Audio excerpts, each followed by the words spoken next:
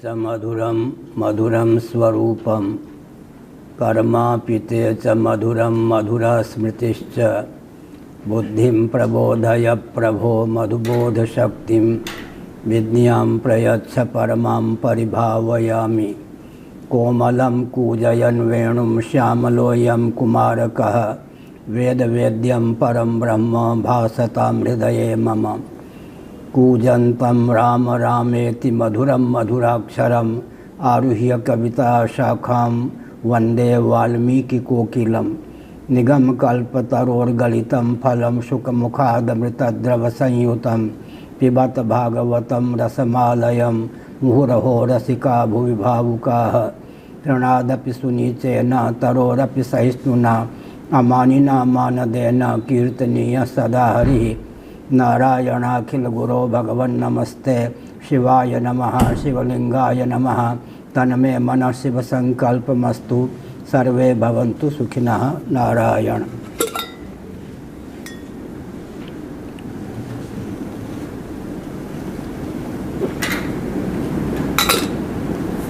मान्य महानुभावों ने बहुत ही सुव्यवस्थित परिमार्जित सर्वहितप्रद भावों को अभिव्यक्त किया। मुझे प्रसन्नता है इस बात को लेकर कि वेदादि शास्त्र सम्मत विधा से राजनीति को परिभाषित और क्रियान्वित करने पर सबके हित का मार्ग प्रशस्त हो ही सकता है, जैसा कि पूर्व में हुआ। इस तथ्य को वक्ताओं ने बहुत ही ओजस्वितापूर्वक आस्थापूर्वक अभिव्यक्त किया है। जैसा कि प्रथम सत्र में मैंने कहा था, मनुस्मृति महाभारत आदि ग्रंथों का अनुशीलन करें तो राजनीति के लिए अन्य शब्दों का भी प्रयोग प्राप्त होता है। राजधर्म, दंड नीति, अर्थनीति, क्षात्र धर्म, ये राजनीति के पर्याय हैं। फिर से सुने, राजधर्म, अर्थनीति, दंड नीति, क्षात्र धर्म। अगर हम राजविद्या, राजगुह्यम इन शब्दों का प्रयोग श्रीमद् भगवद गीता में भगवान श्री कृष्ण ने जिस अभिप्राय से किया है, उस दृष्टि से विचार करें तो उत्कृष्ट नीति का नाम राजनीति है। नीति और धर्म तो पर्यायवाचक हैं ही। मैं एक संकेत करना चाहता हूँ। क्षत्रिय शब्द का अर्थ क्या होता है? व्यक्ति को, समाज को, संस्कृति को क्षतिग्रस्त होने से जो बचावे। राजा शब्द का प्रयोग क्षत्रिय के अर्थ में शास्त्रों में हुआ है, तो क्षात्र धर्म का नाम भी राज धर्म होता है। मैंने एक संकेत किया था, वो बहुत महत्वपूर्ण है। जो देहात्मवादी होते हैं, चेतना विशिष्ट शरीर को ही आत्मा मानते हैं, विषय लंपट होते हैं, उनके जीवन में इंद्रिय तादात्म्यापत्ति स्वभाव सिद्ध होती है। उनकी दृष्टि इंद्रियों के अनुरूप ही बनती है और इंद्रियों की गति अनुभव के बल पर यह तथ्य सिद्ध है कि केवल वर्तमान तक होती है। आज जो पूरे विश्व में विसंगति है, उसका कारण देहात्मवाद है।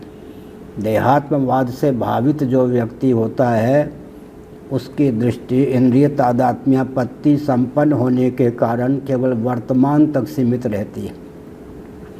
अतीन्द्रिय वस्तुओं तक उसकी दृष्टि की पहुंच नहीं होती और उसके द्वारा जब विकास को परिभाषित और क्रियान्वित करने का प्रकल्प चलता है तो विस्फोट अवश्य होता है। मैं समय की सीमा में एक संकेत करना चाहता हूँ। मनु जी ने कहा, भूतम भव्यम भविष्यं च सर्वम वेदात् प्रसिद्ध्यति। काल गर्भित ही नहीं अपितु कालातीत जो तत्व या पदार्थ हैं, उनका अधिगम भी वेदों के द्वारा होता है। तैत्तिरीय उपनिषद का अध्ययन करें तो एक विचित्र तथ्य है, हमारे जीवन में वेद की प्रतिष्ठा कहाँ है। आखिर वेद को कहीं न कहीं तो जीवन में प्रतिष्ठित करेंगे। तो तैत्तिरीय उपनिषद के अनुसार मनोमय कोश में अर्थात मन में वेद की प्रतिष्ठा है। अभिव्यंग्य अभिव्यंजक भाव सजातीय में होता है, विजातीय में नहीं होता। मन में ऐसी क्या चमत्कृति है कि वेद मन में सन्निहित होते हैं, प्रतिष्ठित होते हैं। वेदादि शास्त्रों का ज्ञान तो अंतःकरण में ही सन्निहित होता है ना। तो बहुत अच्छी बात है। छांदोग्य श्रुति के 8वें अध्याय में इस तथ्य को उद्भाषित किया गया कि जीवात्मा का दिव्य चक्षु मन है। हमको आपको दिव्य चक्षु स्वभाव से प्राप्त है, केवल मन को परिष्कृत करने की आवश्यकता है। मन की क्या विशेषता है? तो मन की गति भूत भविष्य वर्तमान तीनों कालों में, और वेद की गति भी भूत भविष्य वर्तमान तीनों कालों में है। इतना ही नहीं, जो कालातीत परमात्म तत्व है, भगवत तत्व है, जो कभी काल से कबलित नहीं होता, जिसकी विद्यमानता से ही काल की सिद्धि होती है, उसमें भी मन की गति है। जैसे कि विदुषी मातृशक्ति के मुख से निकला हम ब्रह्मास्मि तत्वमसि आदि, तो ब्रह्मात्म तत्व तक भी हमारे आपके परिष्कृत मन की गति हो सकती है। गीता के 5वें अध्याय का अनुशीलन कीजिए तो यही तैर्जिता सर्गो येषां साम्य स्थितं मनः निर्दोषम ही समम ब्रह्म तस्मात् ब्रह्मण ते स्थिताः। सदोष और विषम अनात्मा प्रपंच से जिन्होंने अपने मन को कर्षित करके निर्दोष असम ब्रह्म में प्रतिष्ठित कर दिया, पुनर्भव पर उन्होंने जीवन काल में ही विजयश्री प्राप्त कर ली। तो जो कुछ कालातीत पदार्थ है, भगवत तत्व और कालगर्भित तत्व हैं, सब में मन की अबाध गति हो सकती है। वेदों की भी यही योग्यता है। यच्च त्रिकालातीतम तदप्योंकार एव। जैसे वट वृक्ष वट बीज में सन्निहित होता है, वैसे संपूर्ण वेद ओंकार एकाक्षर ब्रह्म में सन्निहित है। केवल ओम को लेकर ऐसी मीमांसा की जाती है कि विश्व का कोई भी पदार्थ उसकी सीमा के बाहर न हो, सबका विज्ञान केवल ओम के माध्यम से हो सकता है।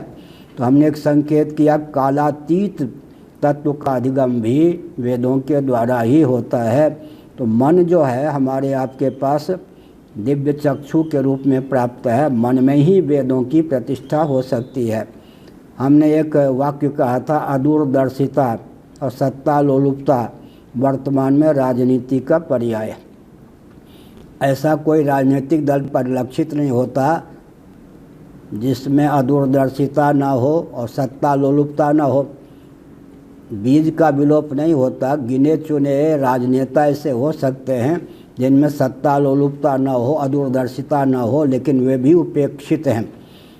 एक संकेत और करना चाहता हूँ। लोगों को बहुत भ्रम होता है कि जब राजतंत्र था तो लोक सम्मत प्रतिनिधि का समादर नहीं था। ये भ्रम है। महाभारत के शांति पर्व का अध्ययन कीजिए, आंखें खुल जाएंगी। ध्यानपूर्वक विश्व स्तर के महानुभाव सुनते होंगे। यह संदेश लगभग 100 देशों में पहुंच रहा है। महाभारत के शांति पर्व में क्या बताया गया? राजा के मंत्रिमंडल में 4 ब्राह्मण हों, शिक्षाविद, न्यायविद, स्वार्थ से विहीन, सर्वहित के ज्ञान विज्ञान से संपन्न, सबके हितैषी, हितज्ञ, हित करने में तत्पर और समर्थ 4 ब्राह्मण हों, 8 क्षत्रिय हों, ताकि रक्षा व्यवस्था संतुलित रहे, चरमराए नहीं। 21 वैश्य हों, ताकि कृषि गौरक्ष वाणिज्य अर्थ प्रकल्प संतुलित रहे, कभी भी विसंगति प्राप्त न हो, आर्थिक दृष्टि से विपन्नता प्राप्त न हो। 3 शूद्र हों, ताकि कुटीर उद्योग, लघु उद्योग, सेवा के प्रकल्प में कहीं शिथिलता न हो। और 1 सांस्कृतिक मंत्री सूत हों, तो अनुपात देखिए, जनता के सुयोग्य प्रतिनिधियों का सम्मान और सन्निवेश राजनीति में सिद्ध होता है या नहीं। फिर से सुनिए, आज श्री लाडले प्यारे स्नेहास्पद प्रधानमंत्री जी अर्थ की दृष्टि से भारत को संपन्न बनाने में लगे हैं और भी बहुत से महत्वपूर्ण कदम को उठाया है, लेकिन यहाँ 4 ब्राह्मण, 8 क्षत्रिय, 21 वैश्य, 3 शूद्र, 1 सूत सांस्कृतिक मंत्री और कैबिनेट में कुल 7 मंत्री हों, उनकी योग्यता कैसी होनी चाहिए, सबका वर्णन महाभारत के शांति पर्व में है। और एक मैं संकेत करता हूँ, पहले भी मैंने कहा था, राजा का अर्थ क्या है? छलबल डंके की चोट से अगर कोई राजगद्दी पर कब्जा करता है तो उसको राजा हम नहीं कह सकते। छलबल डंके की चोट से, दाव पेंच से अगर कोई राजगद्दी पर कब्जा कर लेता है तो उसको हम राजा कह ही नहीं सकते हैं, क्योंकि लोक रंजन की भावना जिसमें नहीं है, साथ ही साथ जो सच्चरित्र संपन्न नहीं है, संयमी नहीं है, वो राजगद्दी पर बैठने योग्य नहीं है। एक और संकेत करना इस संदर्भ में, भारत भूषण जी भी ध्यानपूर्वक सुन रहे हैं, मैं उचित समझता हूँ। राजनीति में, राजतंत्र में जब जब दिशाहीनता हुई है तब तब शोधन का कार्य किसने किया है, किन्होंने किया है, इस पर ध्यान देने की आवश्यकता है। व्यास गद्दी की उपयोगिता क्या है, इसको समझने के लिए मैं 4 युगों का उदाहरण दे रहा हूँ, सावधान। हिरण्यकशिपु, हिरण्याक्ष के शासन तंत्र में दिशाहीनता आई, आप सब जानते हैं, श्रीमद् भागवत आदि के माध्यम से। लेकिन कोई उस समय ऐसा सूझबूझ संपन्न पराक्रमी शासक नहीं था जो हिरण्यकशिपु को चुनौती दे सके, उसके शासन तंत्र का शोधन कर सके। कौन निकले? देवर्षि नारद।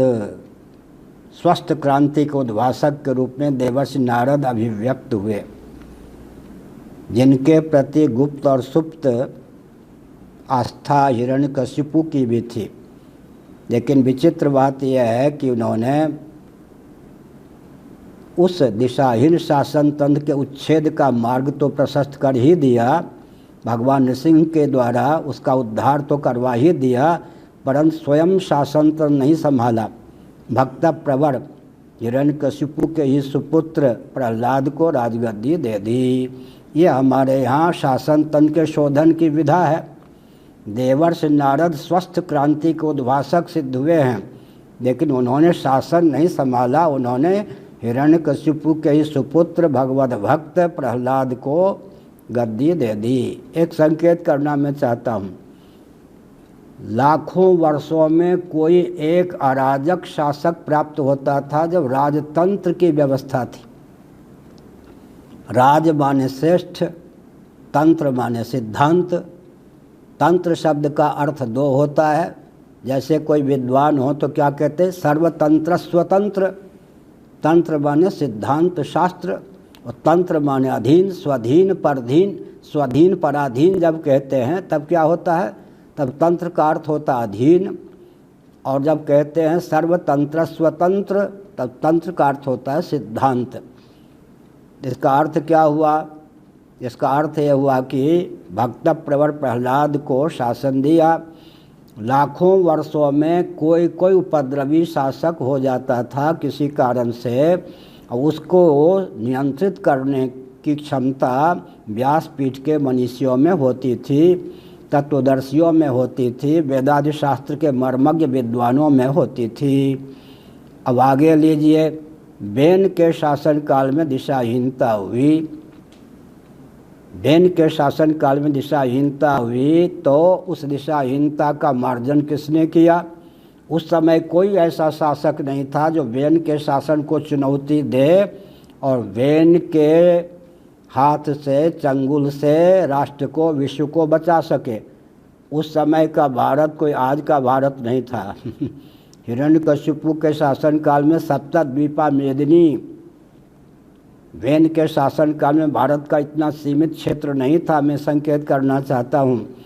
लेकिन वेन को समझाने बुझाने का प्रयास किया भृगु महर्षि ने। जब नहीं समझा तब क्या किया? निग्रह और अनुग्रह, शाप देकर हुंकार मात्र से पुर्यष्टक से जीव कला को उसके शरीर से निकाल दिया, वेन को शव बना दिया। चूँकि पुत्रेष्टि याग के प्रभाव से प्रतिबंध युक्त पुत्रेष्टि याग के प्रभाव से वेन की उत्पत्ति हुई थी, तो उसके शरीर में वैष्णव तेज की अभिव्यक्ति थी। तो शरीर का मंथन, आजकल तो इस प्रकार शल्य चिकित्सा उपस्थित नहीं है, विद्यमान नहीं है। उसके शरीर का मंथन करके जैसा शासक चाहिए था वैसा प्रकट कर दिया। व्यासपीठ की यह महिमा है कि शब्द के माध्यम से भी हम शासक प्रकट कर सकते हैं। ध्यान गया?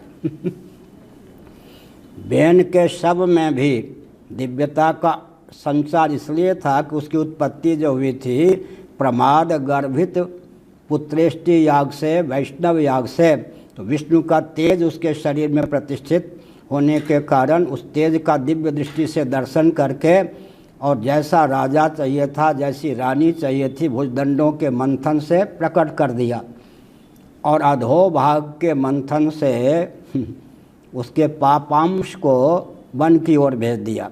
यह क्षमता महर्षियों में थी, लेकिन भृगु जी ने स्वयं शासन नहीं संभाला। भगवान के अंशावतार पृथु जी को ही शासन दिया।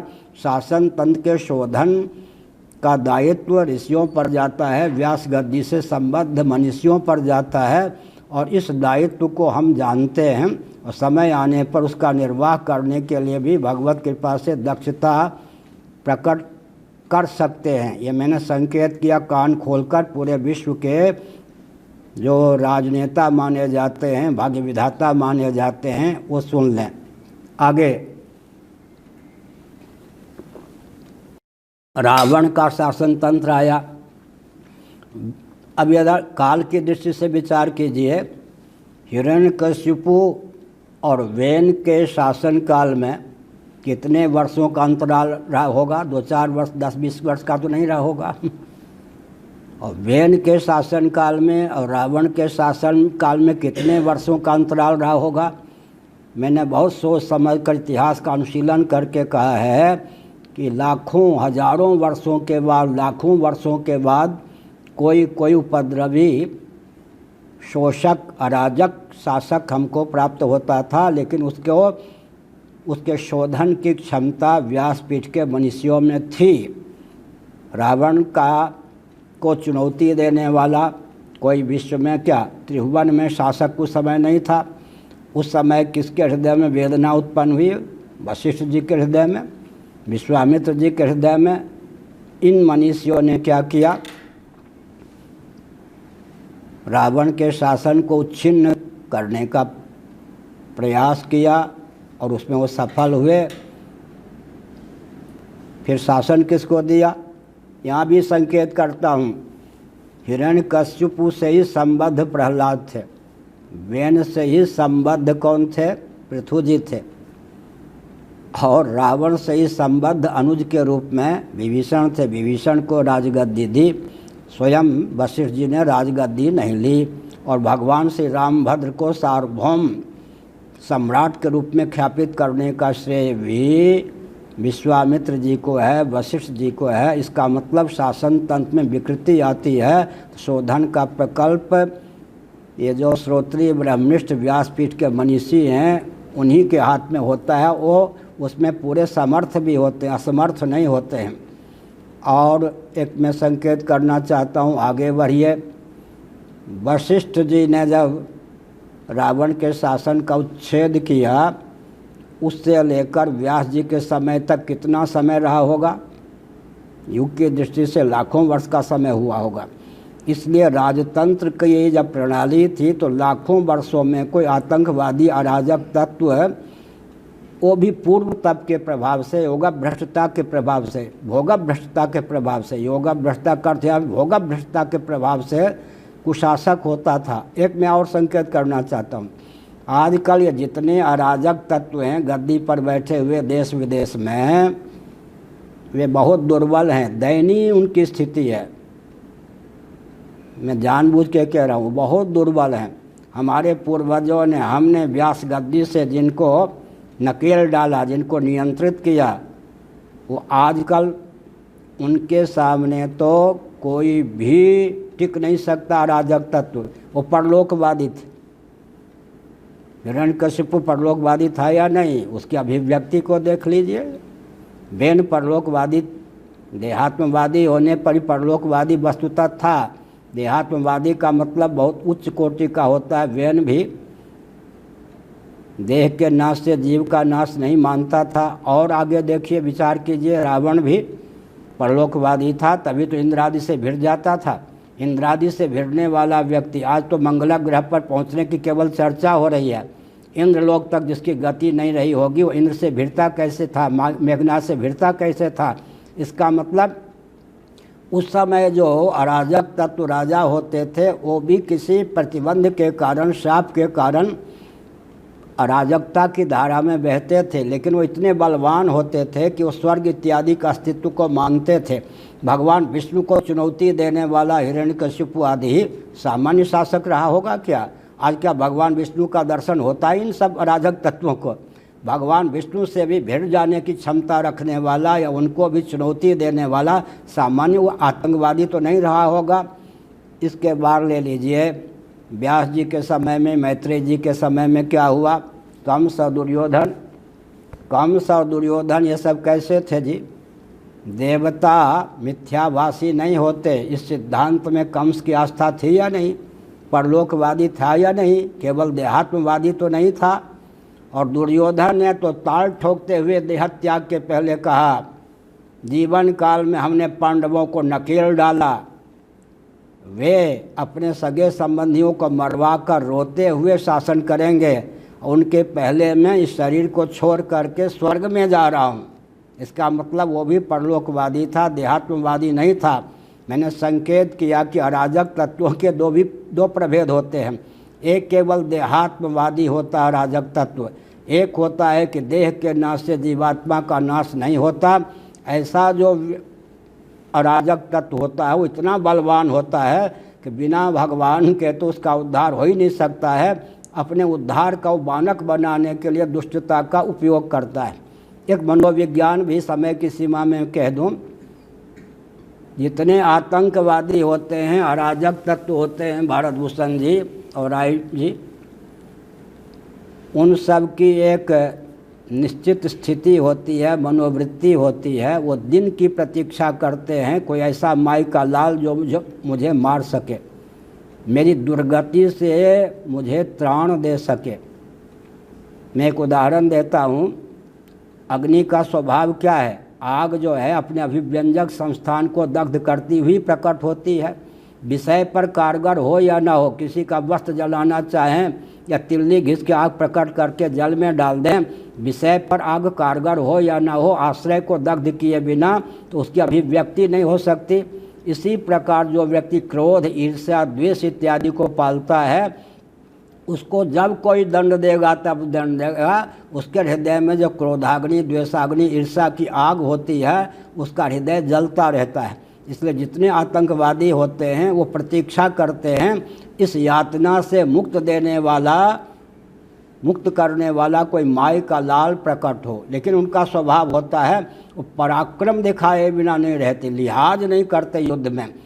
अंतिम क्षण तक पराक्रम दिखाना और मन में यह भाव संजो के रखना कि कोई माई का लाल हमें इस तामस शरीर से मुक्त करके सद्गति प्रदान कर सके, औरों की बात छोड़ दें। असुर नहीं, अष्टवसुओं में एक वसु के अवतार भीष्म पितामह। मुझे संक्षेप में बहुत कुछ कहना है, मैं संकेत करता हूँ। युद्ध के प्रसंग में धर्मराज युधिष्ठिर भीष्म जी के रथ के पास पहुँच गए। भीष्म जी ने थोड़ा संकेत किया, मेरे पास आ जाओ। दर्शक लोग देखते रहे क्या बात है। कान मुंह के पास ले गए। भीष्म जी ने क्या कहा मालूम है? महाभारत, मैंने प्रतिज्ञा की है पांडवों के पक्ष के इतने योद्धाओं को रोज मारने की, जब तक मैं जीवित रहूँगा, युद्ध करने के उपयुक्त मेरा शरीर रहेगा, देहेंद्री प्राणांतःकरण की स्थिति युद्ध के अनुकूल रहेगी, तब तक मैं अपनी प्रतिज्ञा को छोड़ नहीं सकता। मैं तो भूभार हरण के लिए किसी और के द्वारा नियुक्त हूँ, लेकिन मुझे अपने इस आक्रामक स्वभाव से ही वैराग्य हो गया है। मुझ पर तेरी बहुत कृपा होगी युधिष्ठिर, कोई ऐसा बानक बना। यद्यपि मैं इच्छा मृत्यु हूँ, जब चाहूँगा पिताजी का वरदान प्राप्त है तभी शरीर छोड़ूंगा। इस समय दक्षिणायन है, उत्तम मुहूर्त में मैं शरीर छोड़ूंगा, लेकिन मुझे युद्ध करने योग्य मत रहने दो। ऐसी व्यूह रचना करो कि मैं धराशायी हो जाऊं। किसी ऐसे व्यक्ति को युद्ध में मेरे सामने कर दो जो मैं नैष्ठिक ब्रह्मचारी उसके शरीर पर वार न कर सकूं। उसकी ओट में अर्जुन जब मुझे तीखे बाणों से विद्ध कर देंगे तब मैं धराशायी हो जाऊंगा। इसका मतलब सामान्य व्यक्ति की बात छोड़ दीजिए, लीलापूर्वक और अराजक तत्वों के दमन की भावना से असुर पक्ष का नेतृत्व करने वाले जो भीष्म जी थे, उनके हृदय की भावना भी थी। ये जो मन में द्वेष है, सज्जनों को मिटा देने की, योद्धाओं को मार देने की भावना है, इससे मुक्त होने के लिए कोई माई का लार मुझे धराशायी कर दे। आतंकवादियों का स्वभाव होता है अंतिम क्षण तक वो लिहाज नहीं करते, बिल्कुल सारी शक्ति लगाकर आक्रमण करते हैं, लेकिन उनकी प्रतीक्षा होती है कोई माई का लाल उन्हें धराशायी करने वाला हो। तो कंस और दुर्योधन के मान के दमन के लिए युधिष्ठिर आदि की अभिव्यक्ति हुई, भगवान श्री कृष्ण की नीति थी। मैंने संकेत किया, क्या संकेत किया? उस समय व्यूह रचना किसने की? भगवान वेदव्यास जी ने, मैत्रेय जी ने। तो व्यासपीठ से संबद्ध जो मनीषी होते हैं वे ही वस्तुतः स्वस्थ क्रांति को उद्भासित करते हैं, और शासन तंत्र के शोधन की क्षमता भी उन्हीं में होती है। कृतयुग का इतिहास मैंने लिया, कहाँ से? हिरण्यकश्यपु वेन से। त्रेता का इतिहास लिया रावण से। द्वापर का इतिहास लिया कंस दुर्योधन से। अब कलयुग का इतिहास सुन लीजिए, भगवान श्री शंकराचार्य महाभाग। यहाँ कुछ विलक्षणता है, वहाँ तो अराजक तत्वों को धराशायी कर दिया गया, लेकिन यहाँ लीलावश के अनुसार, लोकानुवर्तन के अनुसार भगवत पाद शंकराचार्य महाभाग ने सुधन्वा के हृदय का शोधन किया, न मारा न मरवाया। इतनी विलक्षणता है।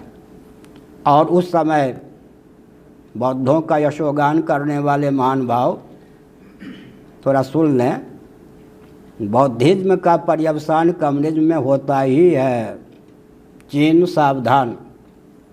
बौद्धिज्म का पर्यवसान कम्युनिज्म में होता ही है। उत्तर प्रदेश के राहुल सांकृत्यायन 32 भाषा के विद्वान थे, सनातन मार्ग को छोड़कर बौद्ध हुए, अंत में कम्युनिस्ट हो गए।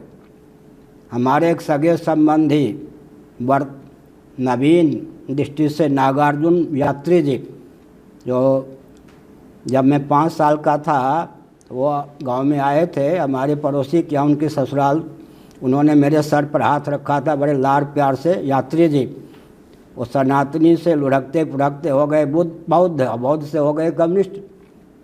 नेपाल भी सावधान। में एक संकेत करना चाहता हूँ, क्रिश्चियनों के चपेट में आकर जो अपना धर्म परिवर्तन कर लेते हैं रुपये के लोभ में, उनकी बात छोड़ दीजिए। आगे दूसरे प्रकार के व्यक्ति हैं जो सीधे कम्युनिज्म की धारा में बह जाते हैं। तीसरे प्रकार के वो व्यक्ति हैं जो निर्धन होने पर भी, आर्थिक दृष्टि से विपन्न होने पर भी न क्रिश्चियन बनते और न कम्युनिस्ट बनते, उनको बौद्ध बना दिया जाता है। और बौद्ध बनाने के बाद उनको कम्युनिस्ट बनाने का मार्ग प्रशस्त कर दिया जाता है। ये भी एक गुप्त नीति है। मैं इतिहास को उद्धृत करता हूँ। तिब्बत का नाम सुना होगा। तिब्बत में जब छात्र धर्म का अनुपालन होता था तो तिब्बतियों के आगे चीन नतमस्तक रहता था। चीन शब्द संस्कृत का है, अर्वाचीन समीचीन की बात तो छोड़ ही दीजिए, केवल चीन शब्द संकर जाति विशेष के लिए शास्त्रों में प्रयुक्त हुआ है। आज चीन जो कम्युनिज्म की धारा में बह रहा है, क्यों बह रहा है? बौद्धिज्म का पर्यवसान कम्युनिज्म में हुए बिना नहीं रहेगा, क्योंकि बौद्धिज्म को धरातल प्राप्त नहीं है। और जिस सिद्धांत को धरातल प्राप्त नहीं है उसका पर्यवसान दिशाहीनता में हो, स्वाभाविक है। भगवान शंकराचार्य महाराज ने क्या किया, व्यासपीठ की महिमा भी सुन लीजिए। उस समय शासन तंत्र भी बौद्धों के पास चला गया था, व्यासपीठ भी सनातनियों के पास नहीं, बौद्धों के पास। बौद्ध भिक्षुकों ने किसके माध्यम से, विहार, एक भारत में बिहार प्रांत है, बिहार के व्यक्ति, बंगाल के व्यक्ति, उड़ीसा के व्यक्ति वो और वो के उच्चारण में प्राय भूल कर ही जाते हैं। यहाँ छत्तीसगढ़ के व्यक्ति भी बिलासपुर को लिखते हैं बिलासपुर, यहाँ आदित्य वाहिनी को लिखते हैं आदित्य वाहिनी। तो विहार है, बौद्ध विहार के कारण उसका नाम विहार दिया गया। इसका मतलब बौद्धों ने मठ भी बना लिया था, मठ और मंदिरों पर बौद्धों का अधिकार था, व्यास गद्दी पर अधिकार था, बौद्ध भिक्षु घूम रहे थे। और क्या था, संघ बल भी उनके पास था, शासन तंत्र भी उनके पास था। भगवत पाद आदि शंकराचार्य महाभाग ने क्या किया, शासन तंत्र का भी शोधन कर दिया, बौद्ध सम्राट को सनातन सम्राट के रूप में उद्भासित किया और 10 नामी सन्यासियों को उद्भासित करके उन्होंने क्या किया, बौद्ध भिक्षुकों की उपयोगिता को भी निरस्त कर दी और 4 आमनाय पीठों की स्थापना करके, उद्भावना करके उन्होंने ऋक यजुः साम अथर्व से संबद्ध जितने भी हमारे आमनाय थे सब की रक्षा का मार्ग प्रशस्त कर दिया। एक संकेत और करना चाहता हूँ, ये जो हम लोग हैं, हमारा दायित्व क्या है, भगवान शंकराचार्य महाराज ने क्या किया, ध्यान देकर सुनिए। पूरे शंकराचार्य का जीवन चरित्र अगर 5-7 वाक्यों में गुम्फित करना हो तो आजकल बहुत उपयोगिता उसकी होगी। कालक्रम से विलुप्त ज्ञान विज्ञान को क्या किया, प्रकट किया तपोबल से। ये व्यास गद्दी का दायित्व है, हलवा पूरी रबड़ी कचौरी खाने और ऐसे आशीर्वाद देकर केवल दीक्षा देने या चांदी सोने के सिंहासन पर बैठ करके आराम करने के लिए ये व्यास गद्दी नहीं है। व्यास गद्दी का तात्पर्य क्या होता है, कालक्रम से विकृत ज्ञान विज्ञान को विशुद्ध करना। इतनी तपस्या की शक्ति चाहिए, इतना मेधा शक्ति चाहिए। कालक्रम से विलुप्त ज्ञान विज्ञान को उद्भासित करना, कालक्रम से विकृत ज्ञान विज्ञान को विशुद्ध करना, सूत्रात्मक ज्ञान विज्ञान को विशद करना और व्यासपीठ का शोधन करके, शासन तंत्र का शोधन करके, दोनों में सामंजस्य स्थापित करके धर्मराज रामराज की प्रतिष्ठा का मार्ग प्रशस्त करना, ये व्यासपीठ का सज्जनों दायित्व है। भगवान शंकराचार्य के बाद हम कहाँ आ रहे हैं, चाणक्य ने, भगवान शंकराचार्य ने शासन नहीं किया ना, सुधन्वा को सम्राट बनाया, सार्वभौम सम्राट। चाणक्य जी ने चंद्रगुप्त को बनाया, लेकिन शोधन कर दिया शासन तंत्र का। फिर समर्थ रामदास तक हम आ जाते हैं, उन्होंने शासन को नहीं संभाला, शिवाजी को दिया। अब मैं एक विचित्र पहेली रखता हूँ, समाधान भी सांकेतिक दृष्टि से करना उचित समझता हूँ। इस समय भारत भूषण जी और राय जी और जितेंद्र महापात्र जी, लोकतंत्र है नाम मात्र के लिए, प्रजातंत्र है। ये जितनी स्वस्थ क्रांतियाँ आई संतों के द्वारा, महापुरुषों के द्वारा, ये सब राजतंत्र में आई। इस समय कार्य करने की क्या विधा हो सकती है, उस पर बहुत गंभीर मंथन की आवश्यकता है। ये जो भारतवर्ष में तथाकथित लोकतंत्र या प्रजातंत्र है, ये बात 47 के बाद में तो 2 साल लग गए संविधान बनने में। जैसा संविधान है, विदुषी देवियों ने भी उसकी बहुत बढ़िया समीक्षा की। हमने संकेत किया इस समय लोकतंत्र के नाम पर जो कुछ है, प्रजातंत्र के नाम पर, इस समय स्वस्थ क्रांति का स्वरूप क्या हो सकता है, एक चिंतन का विषय। कल्पना कीजिए, हम चाहते हैं कि शासन तंत्र का उचित शोधन हो, तो हम 3 प्रकल्प पर विचार करेंगे। कोई राजनीतिक दल हमारी दृष्टि में ठीक ठाक है, मान लो जनसंघ ही उसमें अगर हम सम्मिलित हो गए, एक प्रकल्प ये हो गया। दूसरा प्रकल्प क्या हुआ, किसी नए राजनीतिक दल की हमने प्रतिष्ठा कर दी। प्रकल्प क्या हुआ, किसी राजनीतिक दल को पसंद नहीं किया, सबके समीक्षक आलोचक बन गए। तीनों में क्या लक्ष्य की सिद्धि होगी, इस पर विचार कीजिए। किसी राजनीतिक दल के साथ घुल मिल गए तो चुनाव जीतने की जो प्रक्रिया है काजल की कोठली में कैसा भी सयाना जाएगा तो काजल के चपेट में पड़ेगा ही। एक विचित्र बात है, आजकल सत्ता प्राप्त करने के लिए जितने दाव पेच हैं उसको बनाए बिना तो कागज़ का ही वो रहेगा क्या नेता, व्यवहार में उतर नहीं सकता है। और उसका आदर्श भी क्या होगा, क्योंकि जब सेकुलर शासन तंत्र है तो मुंह भी नहीं खोल सकता उसी ढंग से वो ठीक से।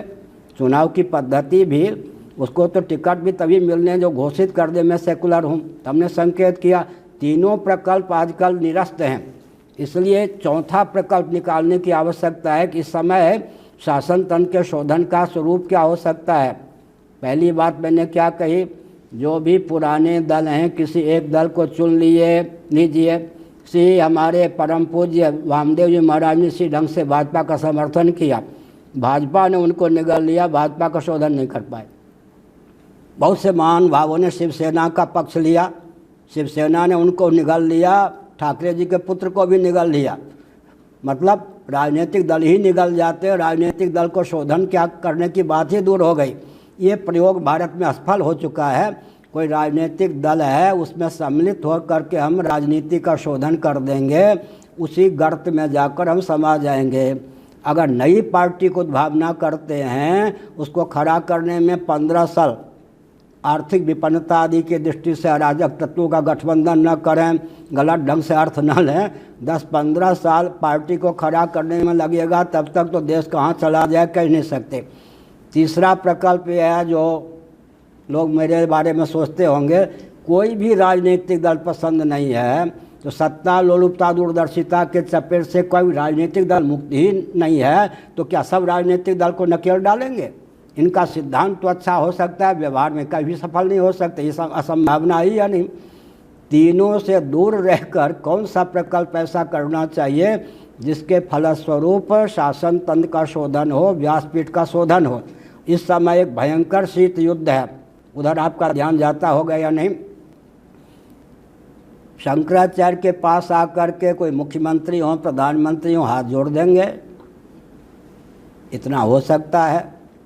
लेकिन प्रयास ये रहेगा कि हमारे प्रचारक बन जाएं, प्रयास ये रहेगा कहीं व्यासपीठ ऊपर न उठ जाए, ऐसा ना हो कि व्यासपीठ के अधीन हमको शासन करना पड़े या मार्गदर्शन में शासन करना पड़े, या व्यामोह तथा कथित आस्तिक जो मुख्यमंत्री प्रधानमंत्री आदि हुए हैं या हैं, उनके हृदय में भी है। अगर कोई व्यासपीठ का माई का लाल ऐसा निकल आया जो व्यासपीठ का शोधन करके शासन तंत्र के शोधन की भी क्षमता रखता हो, तो हम लोगों की जो सेकुलर विधा से शासन की प्रणाली है वो तो समाप्त हो ही जाएगी। इसलिए विचार करने की आवश्यकता है कि धार्मिक संस्थान जो दुर्ग हैं, मठ है, मंदिर हैं, और जो भी राजनीतिक दल से पृथक कहे जाने वाले संस्थान के सदस्य हैं, उन सब को अपना प्रचारक बना लो। विश्व हिंदू परिषद RSS को भी अपना प्रचारक बना लो, धीरे धीरे उनको राजनीति में डाल दो। राजनेताओं के चंगुल से मुक्त किसी आध्यात्मिक मनीषी को, मठ मंदिर को रहने दें, यह कल्पना भी आजकल के राजनेता नहीं करते। तो यहाँ तक हम आए, इसका अर्थ यह हुआ 9 बज गया। हमने ये संकेत किया सज्जनों, राजनीति की परिभाषा ही गलत है, क्योंकि देहात्म भाव भावित राजनीति की परिभाषा है। और एक संकेत करना चाहते हैं, मैंने आरंभ में ही कहा था कि समष्टि की अभिव्यक्ति व्यष्टि के रूप में है। कल सूक्ष्म रहस्य दिया था, आज भी मैंने इसलिए कहा कि इस पर ध्यान गया हो या ना हो। हमारा आपका जो स्थूल शरीर है पंचभौतिक है, पृथ्वी जल तेज वायु समष्टि है या नहीं? समष्टि का एक अंश ही हमको स्थूल शरीर के रूप में प्राप्त है। जैसे जल से एक बुदबुद निकल आवे, तरंग निकल आवे, फेन निकल आवे, या मिट्टी से एक घट बन जाए, या ताम्र से एक ताम्र पात्र की संरचना हो जाए, समष्टि से ही, पंचभूतों से ही हमारा स्थूल शरीर बना है। कर्मेंद्रियां, ज्ञानेंद्रियां, अंतःकरण, ये सब जो सूक्ष्म शरीर और प्राण सूक्ष्म शरीर के अंश हैं, ये सब भी समष्टि पृथ्वी जल तेज वायु आकाश के जो सूक्ष्म रूप हैं उन्हीं के कार्य हैं। और माया का ही एक अंश अविद्या कारण शरीर है, और स्वयं ब्रह्म का ही अंश सरीखा औपाधिक रूप जीव है। इसका मतलब समष्टि ही व्यष्टि के रूप में अभिव्यक्त है। और व्यष्टि की व्यक्ति की सार्थकता तभी है जब वो समष्टि के हित में अपने जीवन का उपयोग और विनियोग करे। एक प्रथा ये। दूसरी प्रथा हम देखते हैं, जैसा मैंने उदाहरण दिया कि एक एक वृक्ष मिलकर के वन बन जाते हैं। व्यष्टि समष्टि की उद्भावना में हेतु है। एक एक व्यक्ति मिलकर समाज की, वर्ग की, तंत्र की रचना हो जाती है। ऐसा मानने पर व्यक्ति की प्रधानता अवश्य रहती है। व्यक्तियों के समूह को जब हम समाज मानेंगे, व्यष्टि के समूह को जब हम समष्टि मानेंगे, तो मुख्यता जाएगी कहाँ पर बैठेगी? व्यष्टि पर, एक यूनिट पर, एक इकाई पर, एक घटक पर। इसलिए यह सनातन परंपरा नहीं है। समष्टि से व्यष्टि की अभिव्यक्ति हुई है। इस दृष्टि से हम जब विचार करेंगे तो व्यष्टि का जीवन समष्टि के लिए ही समर्पित हो, सबके हित के लिए ही समर्पित हो, तब काम बनेगा। तो हमने एक संकेत किया सज्जनों, राजनीति की जो स्वस्थ परिभाषा वेदादि शास्त्रों के अनुसार है वो क्या है? सुसंस्कृत, सुशिक्षित, सुरक्षित, संपन्न, सेवापरायण, स्वस्थ, सर्वहितप्रद व्यक्ति और समाज की संरचना। इसका अर्थ यह है कि सबके हित की भावना से अपने हित का मार्ग प्रशस्त करना। सबका हित होगा तो हमारा हित भी होगा। एक संकेत और कर दें, हित तत्व एक होता है, हित पृथक पृथक नहीं होता। सर्वभूत हित रहता। अगर हमको हित का ज्ञान हो गया तो हम जो भी व्यवहार करेंगे उसका फल हमारा हित भी होगा, समाज का हित भी होगा, सबका हित होगा। और अंत में लौकिक उत्कर्ष, पारलौकिक उत्कर्ष और परमात्मा की प्राप्ति का मार्ग भी प्रशस्त हो। मृत्यु, अज्ञता, जड़ता, दुख पर आत्यंतिक विजय का बल और वेग हमारे जीवन में प्राप्त हो। धर्म की चर्चा बहुत राय जी ने भी की और यादव जी ने भी की, हमारे भारत भूषण जी ने भी की, सब ने की इस संबंध में, और उधर समित पात्र जी ने भी की। मैं केवल 2-3 वाक्यों में धर्म को फिर से उद्भाषित करना उचित समझता हूँ। पूरे उत्तर मीमांसा, पूर्व मीमांसा का अध्ययन करके जो मुझे सारांश मिला है, धर्म को लेकर 3-4 वाक्यों में ही व्यक्त करना उचित समझता हूँ। एक है सिद्ध कोटि का धर्म, एक है साध्य कोटि का धर्म। सिद्ध कोटि का धर्म मैं जिस ढंग से परिभाषित कर रहा हूँ, गुरु गोविंद और ग्रंथ की कृपा से कोई भी नास्तिक से नास्तिक उसका खंडन नहीं कर सकता। आज क्या है, वेदादि शास्त्रों का विधिवत अध्ययन न होने के कारण नास्तिकता बढ़ रही है। अगर वेदादि शास्त्र सम्मत सिद्धांत को ठीक से समझ को उद्भाषित किया जाए, विश्व में कोई नास्तिक रह ही नहीं सकता है। मैं अभी धर्म को परिभाषित कर रहा हूँ। सिद्ध कोटि का धर्म कैसा है? विश्व का कोई वैज्ञानिक हो, भौतिकवादी हो, नास्तिक श्रोमण हो, धर्म को स्वीकार किए बिना नहीं रह सकता। उदाहरण देता हूँ, धारणात् धर्म, महाभारत कर्ण पर्व, महाभारत शांति पर, मत्स्य पुराण, अमरकोश, यह सिद्ध कोटि का धर्म है। धारणात् धर्म। पृथ्वी के कार्य का नाम होता है पार्थिव। पार्थिव प्रपंच को धारण करने वाली पृथ्वी है या नहीं? ये धर्म है, पृथ्वी धर्म है। कहाँ से बोल रहा हूँ? कठोपनिषद में आत्मा का नाम धर्म है। बौद्ध दर्शन में भी आत्मा का नाम धर्म है। कठोपनिषद में आत्मा का नाम धर्म है। आत्मा धर्म क्यों है जी? पार्थिव प्रपंच का उद्गम स्थान, उत्पत्ति, स्थिति, निलय स्थान, उद्भव स्थान कौन है? पृथ्वी है। पृथ्वी को धारण करने में समर्थ है सन्निकट निर्विशेष जल।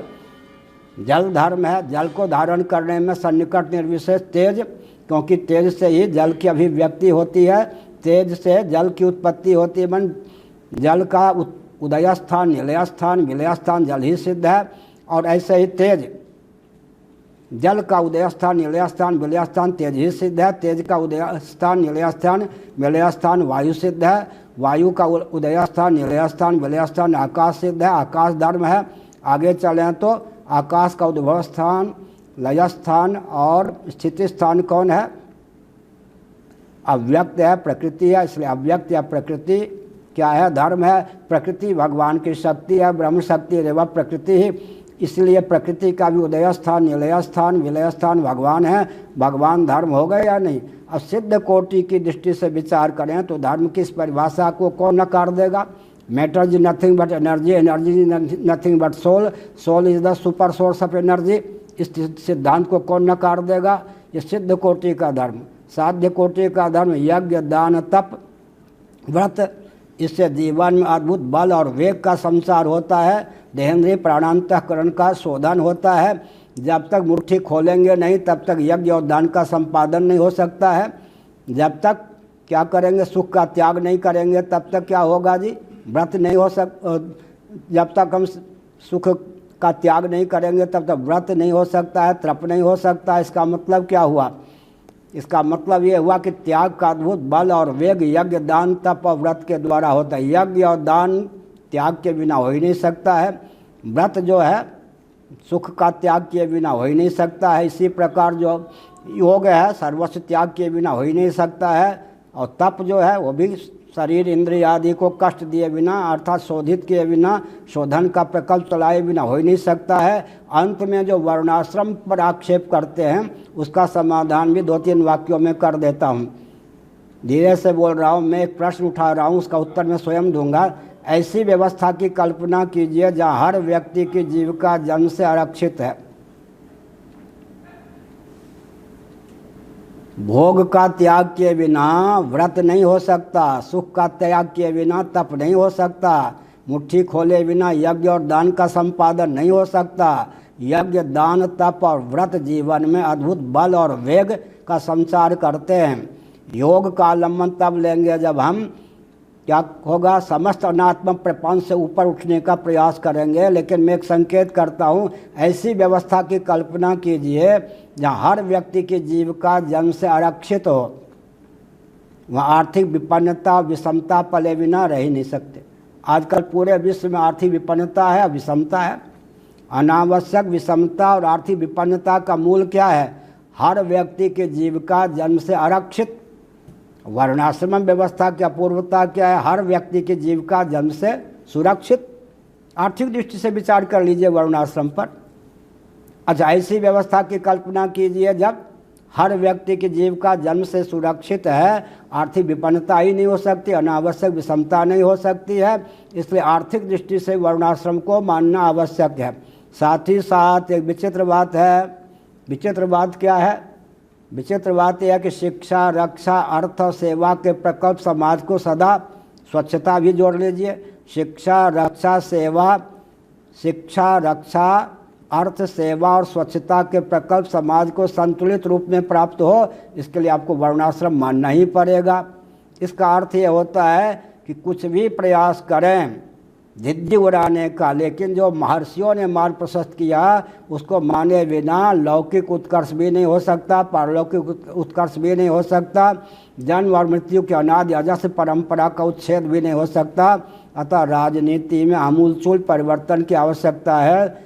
और यह कल्पना मत कीजिए कि सेकुलर शासन तंत्र रहे हम अपने अस्तित्व और आदर्श की रक्षा कर सकें। सेकुलर शासन तंत्र रहे हम अपने अस्तित्व आदर्श की रक्षा कर सकें। पहले सेकुलर शब्द को धोखा देकर रखा गया था।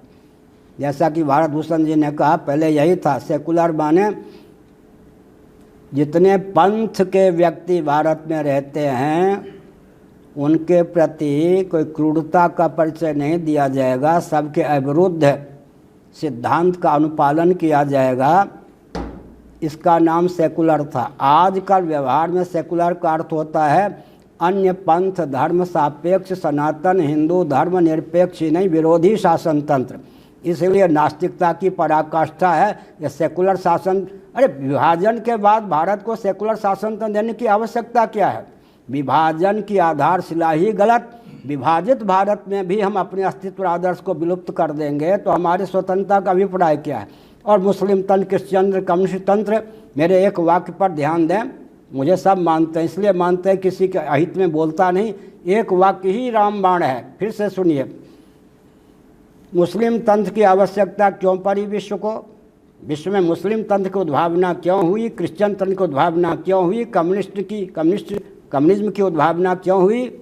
हम अपनी भूल स्वीकार करते हैं। अगर सनातन सिद्धांत को, धर्म को, अध्यात्म को, नीति को सनातन विधा से समझकर उसका अनुपालन किया गया होता, विश्व में क्रिश्चियन तंत्र की आवश्यकता ही नहीं होती, मुस्लिम तंत्र की आवश्यकता ही नहीं होती, कम्युनिज्म की आवश्यकता नहीं होती। हमारा प्रमाद ही इन सब तंत्रों का जीवन है। इसलिए किसी से भिड़ने की आवश्यकता नहीं। अपने प्रमाद को हम दूर कर लेंगे, किसी तंत्र की उपयोगिता ही नहीं रहेगी। किसी की उपयोगिता आप नष्ट कर दीजिए, किसी की उपयोगिता को आप चुनौती दे दीजिए, किसी की उपयोगिता न रह जाए तो तंत्र अपने आप समाप्त हो जाएगा। एक उदाहरण देता हूँ, यावत बृहत् जठरम, श्रीमद् भागवत के अनुसार जितने से पेट भर जाए, तन ढक जाए, देव पितृ कार्य का संपादन हो जाए, उससे अधिक संपत्ति पर कोई अपना अधिकार मानता है। सस्तेना दंड मरहति भागवत, नारद जी का वचन 7वां स्कंद। कम्युनिज्म कहाँ से पलता जी? महाभारत का उद्योग पढ़ ले लीजिए। धनवंत मदातारम दरिद्रम चा तपस्विनम। 2 प्रकार के व्यक्ति अगर समझाने पर समझ में नहीं आता उनको तो दंडाधिकारी का दायित्व है वजनदार पत्थर गले में मजबूत रस्सी से बांध के जलाशय में डुबा दे। ये हमारे यहाँ का सिद्धांत था। कौन कौन है जी? धनवंतम अदातारम दरिद्रम चा तपस्विनम। धनी होकर के भी अपना जो धन है वो 10 पीढ़ी के लिए सुरक्षित रखना चाहता है, बढ़ाना चाहता है। जहाँ जहाँ धन का सदुपयोग करना चाहिए नहीं करता। दंडाधिकारी का कर्तव्य है वजनदार भारी गुरुत्वयुक्त पत्थर उसके गले में मजबूत रस्सी से बांधकर जलाशय में डुबा दे। यह जब सिद्धांत हमारा क्रियान्वित था तो कौन कम्युनिज्म के धारा में बहता? छात्र धर्म हमारा क्रियान्वित था तो कौन जी मुस्लिम तंत्र की क्या आवश्यकता होती? और एक प्रकार से सेवा का प्रकल्प हमारा रहता तो क्रिश्चियन तंत्र की आवश्यकता क्यों होती? और मैं संकेत करता हूँ दरिद्रं चा तपस्विनम। दरिद्र है, हाथ पांव ठीक ठाक है, काम करने योग्य परिस्थिति है, लेकिन दाने दाने के लिए मुहताज होने पर भी अगर उद्योग नहीं करता, धनार्जन का प्रयास नहीं करता तो ऐसे गरीब को, निर्धन को भी वही दंड देना चाहिए। यहाँ तक कि महाभारत में लिखा है, कई जगह लिखा है, असाधुओं से 25 पीढ़ी के लिए धन जोड़ने वालों से, अन्यायपूर्वक धन अर्जित करने वालों से, शोषक जो धनी हैं उनसे धन को छीन करके ले करके उचित जगह बांट ले, उसका उपभोक्ता स्वयं ना हो, मरने के बाद स्वर्ग में जाता है। मैंने एक दिन कहा था अर्थशास्त्र पर गोष्ठी में, हम नित्य ही यात्रा के समय एक डाकू का नाम लेते हैं। आप भी डाकू का नाम लिया, वेदव्यास जी की आज्ञा है महाभारत में। कायव्य, कायव्य का नाम लेकर जो यात्रा करता है उसको जीवन में यात्रा में कोई असफलता नहीं मिलती। व्याघ्र तस्कर आदि से नहीं, सब जगह स्वागत होता है, सम्मान होता है। गौतम ऋषि का नाम लेकर यात्रा करता है, उसकी यात्रा सफल होती है। कायव्य की क्या विशेषता थी?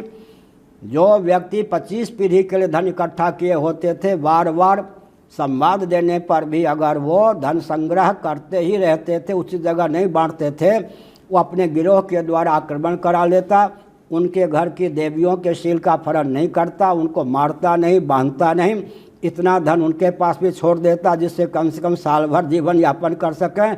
अतिरिक्त धन लूट करके उचित स्थल पर बांट देता, उसका उपभोक्ता नहीं होता।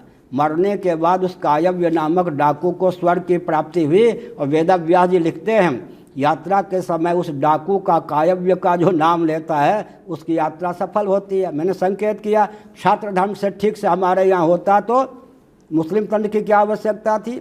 वैश्य धर्म का ठीक से अनुपालन होता, सेवा प्रकल्प हमारा ठीक से अनुपालन होता तो क्रिश्चियन तंत्र की आवश्यकता क्या थी? जो मैंने विधा बताई उसका अनुपालन होता तो कम्युनिस्ट तंत्र की आवश्यकता क्या थी? किसी से संघर्ष लेने की आवश्यकता नहीं।